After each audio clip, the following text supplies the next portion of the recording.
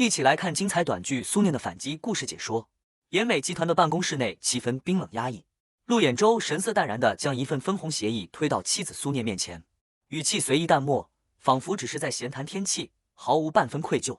苏念低头看向文件，清晰看到这笔高达2亿的分红，收款方赫然是白瑶，落款处是陆衍洲潇洒利落的签名。陆衍洲慵懒倚靠在老板椅上，端着咖啡静静看着沉默的苏念。外界人人皆知，白瑶带队完成全年营销方案，为公司创下8亿销售额，是妍美的功臣。但只有苏念清楚，支撑公司全部盈利的核心抗衰配方，是他整整3年熬出来的心血。这3年里，他扎根实验室，日夜钻研，反复调试配方，上千次推翻重来，所有枯燥艰难的研发工作全由他一人完成。可白瑶仅凭一份营销方案，就轻易掩盖了他所有的付出。面对苏念的隐忍，陆衍洲毫无愧疚，反而理直气壮地辩解。他认为苏念的本职是研发人员，只需守在实验室，不懂前端市场运营，无权过问分红事宜。他还强调，配方研发依托公司设备与资源，并非苏念一人的功劳，更以夫妻身份捆绑，直言苏念在自家公司任职，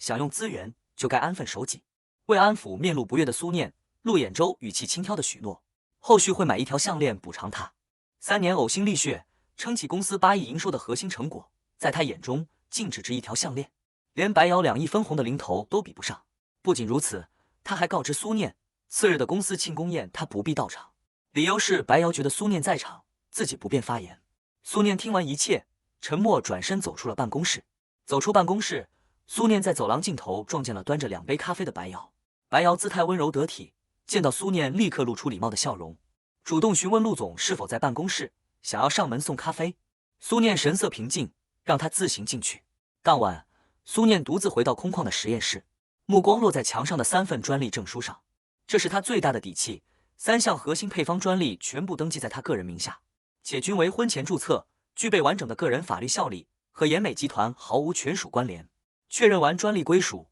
苏念拨通了合作方的电话，一改往日隐忍，直接更改报价，明确表示专利转让价30亿，一分不让。电话那头的人早已预料到他的决定，语气笃定的应允，承诺次日安排法务拟定合同，同时提出唯一要求，在未得到他的许可前，对此次合作严格保密。苏念当即答应，挂断了电话。窗外，妍美集团的庆功宴横幅高高悬挂，灯火璀璨，热闹非凡。白瑶正亲自指挥工作人员摆放花篮，布置场地，全程笑语盈盈，春风得意。苏念静静看着这番热闹，心中笃定，待到自己布局完成，陆衍洲和白瑶此刻拥有的所有荣耀，终将彻底化为泡影。3天后，陆衍洲将一份专利许诺授权书狠狠拍在餐桌上，让苏念仔细查看。协议条款写明，苏念的3项核心专利交由妍美集团使用10年，公司每年仅支付50万授权费。陆衍洲再度搬出公司资源的说辞，声称这份每年50万的合作，已是看在夫妻情分上的优待。苏念只觉得无比讽刺，自家配方每年为公司创造8亿利润，到头来他作为研发者，1年仅能拿到50万回报。见苏念面露不满，陆衍洲反倒指责他不知足，轻蔑地表示脱离公司的渠道、团队与资源，苏念手中的专利证书一文不值。说完，他不耐烦地催促苏念尽快签字，将协议收好，并告知自己晚间有应酬，不会回家吃饭。苏念仔细翻阅协议，在文末发现一行不起眼的小字：本协议签署后，甲方不得将涉案专利授权或转让给任何第三方。他瞬间看透陆衍洲的算计，这根本不是平等的授权协议，而是捆绑他10年，剥夺他所有专利处置权的卖身契。苏念没有声张，悄悄拍下整份协议，发送给了大学室友、盛恒律所合伙人江婉晴。仅仅3秒，江婉晴就拨通了他的电话，直言这份协议漏洞百出，极度不公，10年独家授权，年付50万的条款，放在任何正规律所都会被直接驳回，完全是刻意压榨。面对闺蜜的追问，苏念坦然说出自己的布局。他早已和华景集团签下专利转让意向合同，陆衍洲至今被蒙在鼓里，全然不知公司的核心命脉，早已不再归属妍美。江婉晴感慨他的隐忍果断，苏念却满心寒凉。陆衍洲靠他的心血报复，豪掷2亿犒劳外人，却吝啬给他1年50万，还要捆绑打压，孰狠孰劣一目了然。江婉晴询问他的曝光时机，苏念态度坚定，要等陆衍洲低声下气求他签字的那一刻，让他彻底体会一无所有的滋味。挂断电话后，苏念将协议仔细叠好，收进包里，他清楚这场博弈无需急躁，只需静待时机，慢慢揭晓结局。当晚9点，陆衍州彻夜未归，苏念也无心等候。他走进衣帽间，有条不紊地收拾个人物品，心知这个耗尽自己3年心血、受尽委屈的家已然无法久留。这时，他的手机弹出一条银行消费短信，是陆衍州副卡的消费记录。新月湾大酒店单笔消费高达88018元。苏念立刻截图存档，归类到专门留存证据的文件夹中。刚保存完证据，家门门铃响起。开门后，苏念看到身着新款风衣、手持文件袋的白瑶。白瑶目光快速扫过屋内的行李箱，随口询问他是否要出差。苏念敷衍回应是回老家处理私事。白瑶随即递出手中文件袋，里面依旧是那份专利授权协议，只是授权费从每年50万上调至100万。面对这份看似让步的条件，苏念毫无动容，平静将协议放回袋中，明确告知白瑶，麻烦转告陆衍州，这份协议他一个字都不会签。白瑶满脸错愕，转身离去前又故作惋惜地劝说苏念，100万的年费待遇已经十分优厚，换做旁人早已欣然接受。苏念冷静细数他一身奢侈品的价格，脚上鞋子3万8，手上包包12万，身上风衣7万6，所有开销全部来自陆衍州的副卡。说完便直接关门，门外安静片刻后，传来急促远去的高跟鞋声。苏念心里格外清醒，2年间陆衍州频繁为白瑶高额消费，他从不吵闹，从不追问，不是毫不在意，而是默默留存每一笔截图，作为日后反击的铁证。次日清晨，彻夜未归的陆衍州面色铁青地回到家中，快步走到厨房质问苏念昨晚对白瑶说了什么。苏念坦然直言只是实话实说。陆衍州又追问他为何翻看副卡消费记录。苏念解释副卡为陆衍州主动开通，消费短信会自动推送至自己手机。陆衍州一时语塞，继续逼问他的目的。苏念直言已留存30多张消费截图。陆衍州神色骤变，慌忙追问其意。苏念冷冷反问他心知肚明。陆衍州立刻矢口否认，辩称自己和白瑶并无不正当关系。苏念逐一摆出铁证，列举出多次高档酒店的高额消费记录，戳破他谈业务的谎言，质问其谈业务为何常住总统套房。谎言被拆穿的陆衍州恼羞成怒，拍桌逼问苏念到底想怎样，勒令他立刻决定是否签署协议。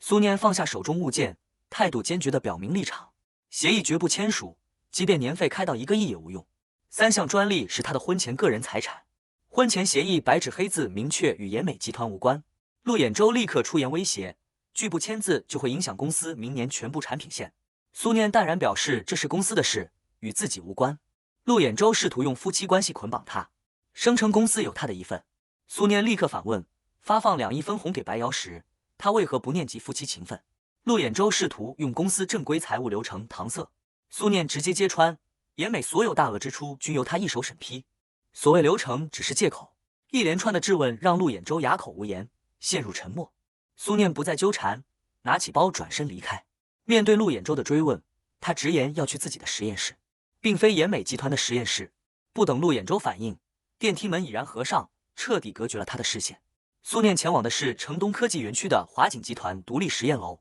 华景负责人傅思涵早已在大厅等候。30出头的傅思涵沉稳干练，身着深色西装，手持拟定好的合作合同，没有多余寒暄，直接告知苏念合作细则：30亿专利转让费，第一笔15亿已存入专项账户，剩余尾款将在专利变更登记完成后3个工作日内结清。苏念仔细核对合同，确认条款清晰，无任何陷阱后，询问专利变更进度。傅思涵告知，常规流程7天，加急仅需3至5天。这意味着数日之内，妍美赖以生存的核心专利将彻底易主，与陆衍州再无关联。此刻的陆衍州还在家中坐等苏念妥协，依旧盘算着用低廉费用占用他的心血。傅思涵向苏念确认是否彻底不会反悔。苏念反问其不惜重金收购，不怕他临时变卦。傅思涵淡然一笑，笃定他若心存犹豫，便不会在陆衍州提出100万授权费时主动联系自己寻求合作。随后，傅思涵带苏念参观了全新的专属实验室，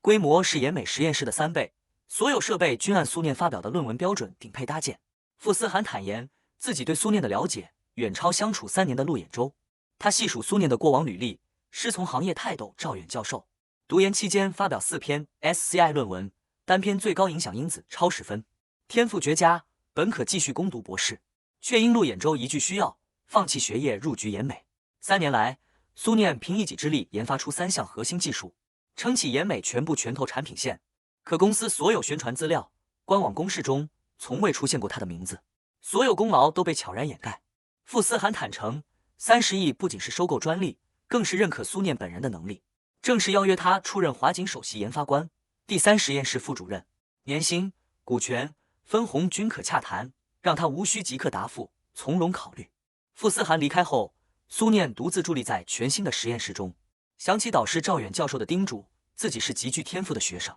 切勿埋没才华。过去3年，他为家庭与感情收敛锋芒，往后他绝不会再浪费自身天赋。此时，江婉晴紧急来电告知危机，陆衍洲已聘请私家侦探调查他的行踪，而这一切是白瑶出的主意。昨晚苏念戳破2人的猫腻后，陆衍洲担心他手握更多证据，在白瑶的提议下决定彻查。江婉晴感慨白瑶心思深沉，极难对付。目前侦探警察到苏念去过城东科技园区，无法锁定具体楼栋。华景在园区内有4栋办公楼，范围广阔，加之苏念当日走访客通道登记的是江婉婉的名字，完全没有留下个人踪迹，陆衍洲根本查不到任何有效线索。江婉晴十分担忧，专利变更的3至5天空窗期风险极高，陆衍洲被逼急大概率会不择手段。苏念心态沉稳，明确自己的策略就是拖时间，只要熬过变更周期，手续彻底落地，即便陆衍洲起诉追责也无力回天。挂断电话后，苏念意外迎来了母亲。母亲坦言是陆衍洲主动联系他，谎称苏念近期情绪失常、消极工作、无端猜忌，让自己前来劝说女儿。面对母亲的疑惑，苏念不再隐瞒，如实道出所有委屈。他3年心血换来的核心专利，被陆衍洲拆分2亿赠与白瑶，自己却只配拿到每年100万的授权费，还要被迫签署不平等协议。苏念打开手机相册，将2年间陆衍洲为白瑶挥霍的酒店、奢侈品、珠宝消费记录一一展示给母亲。母亲又心疼又愤怒，质问他为何隐忍不报。苏念解释自己一直在蓄力等待，筹备万全之日便是反击之时。母亲不愿再离场旁观，坦言自己一辈子忍让吃亏，绝不希望女儿重蹈覆辙。苏念坚定安抚母亲，自己不会妥协，只会主动反击，夺回一切。当晚，陆衍洲归家，看到岳母在客厅，瞬间心生慌乱。简单寒暄后，便试探询问苏念是否想通协议事宜。苏念假意松口，随即抛出条件：年度授权费3000万。陆衍洲震惊错愕，当场质疑苏念疯狂。苏念冷静提醒，他的配方每年为公司创收8亿，3000万的年费合情合理。陆衍洲试图以夫妻关系道德绑架，觉得妻子理应无偿为自家公司付出，碍于岳母在场，强行压下怒火，辩解只是夫妻内部小事。母亲早已看清真相，当场戳穿他的谎言，质问其正常员工奖金何须频繁动用私人副卡消费，出入高档酒店。谎言彻底败露，陆衍洲无力反驳，反倒指责苏念过分。苏念冷冷回击，他对外人大放阔绰，对结发妻子精打细算，孰是孰非一目了然。3000万是自己的最终底线。随后，苏念带着母亲走进卧室关门，门外立刻传来物品被踢砸的闷响，紧接着是重重的摔门声，足以见得陆衍洲已然暴怒。卧室之内，母亲疑惑苏念是否真的要谈判加价。苏念坦诚这只是拖延时间的手段，只要熬过剩余4天，专利变更完成，所有不平等协议都会作废。第3天，陆衍洲不再归家，不再催签协议，但岩美集团悄然展开反击。江婉晴告知苏念，岩美法务部正在深挖他当年的专利申报材料，试图以研发期间使用公司设备资源为由，推翻专利的个人归属权。江婉晴对此颇为担忧，毕竟苏念确实在岩美实验室完成研发，公司存有内部实验记录。苏念却格外镇定，他的核心研发数据、关键调试步骤全部记录在个人专属笔记本，从未上传公司系统，对方根本找不到任何有效证据。这并非临时防备，而是导师赵远教授的亲身教诲。核心技术数据必须牢牢握在自己手中，谨防窃取。当天下午，陆衍洲公然开启舆论造势，在财经访谈中颠倒黑白，声称岩美核心配方是团队3年共同打磨的成果，不存在个人专利纠纷，网传争议均为不实谣言。法务部已介入处理，即将发布官方声明。看着这番颠倒黑白的说辞，苏念毫无波澜，立刻联系傅思涵询问专利进度，得知加急手续提前完成，次日上午即可办结全部变更手续。苏念当即决定，手续落地后，在华景城东园区举办官方媒体发布会，公开专利转让事实与个人入职消息，并正式接受华景首席研发官的任职邀约。为稳住陆衍舟，顺利拖完最后时间，苏念主动发短信表示愿意重新考虑协议，约定次日下午详谈。陆衍舟秒回同意，依旧笃定苏念终将妥协。次日上午10点，专利局官方通知正式落地，3项核心专利彻底从苏念个人名下变更至华景集团名下。从这一刻起，岩美集团所有在售核心产品全部处于侵权状态，每销售1日就会新增1日的侵权赔偿责任。苏念收拾完毕下楼，华景专属商务车早已等候就位。行政助理叶玲恭敬称呼他为苏总，全程待命配合他的行程。3年来，在岩美所有人都只称他为陆太太，无人认可他的个人价值，这是他第一次拥有属于自己的职业身份与尊重。叶玲向苏念汇报发布会筹备情况，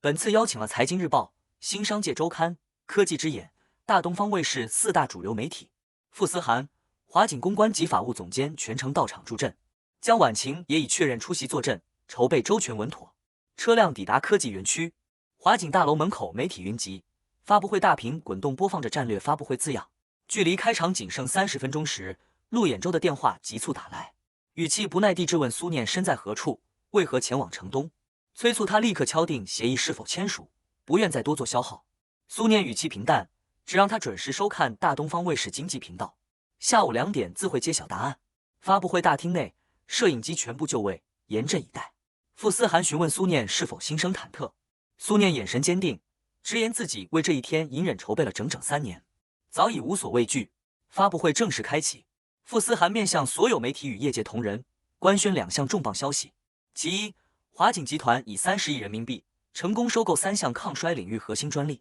其二，苏念正式出任华景集团首席研发官。在全场镜头聚焦下，苏念从容登台，郑重表态，未来他将以实打实的研发成果回应所有业界期待。蛰伏3年，隐忍3年，他终于挣脱婚姻与不公的束缚，凭自己的专业能力迎来了属于自己的高光时刻。